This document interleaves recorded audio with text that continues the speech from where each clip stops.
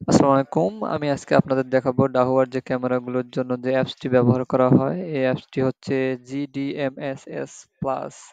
এই অ্যাপসটি কিভাবে ডাউনলোড করে ডাহুয়ার ক্যামেরাগুলো অ্যাক্সেস করবেন তার একটা প্রসেস আজকে আমি দেখাবো।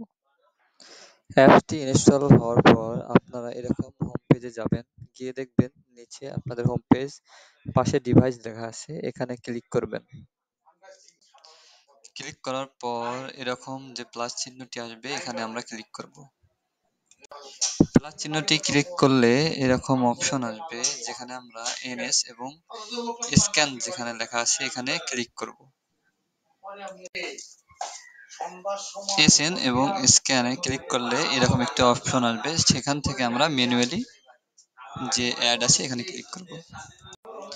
ম্যানুয়ালি অ্যাডে ক্লিক করার পর এরকম একটি অপশন আসবে যেখানে ডিভাইস এনএস লেখা থাকবে, এখানে আমরা আমাদের ডিভাইস এনএস গুলো এখানে বসাবো। ডিভাইস এনএস বসার পর আমরা নেক্সটে ক্লিক করব। ডিভাইস এনএস বসার পর নেক্সটে ক্লিক করার পর এরকম অপশন আসবে, সেখান থেকে আমরা ডিভাইস নেম এবং ডিভাইস পাসওয়ার্ডটি বসিয়ে দিব। ডিভাইস নেম এবং পাসওয়ার্ড বসালে এরকম আমাদের ক্যামেরাগুলোর অ্যাক্সেস চলে আসবে।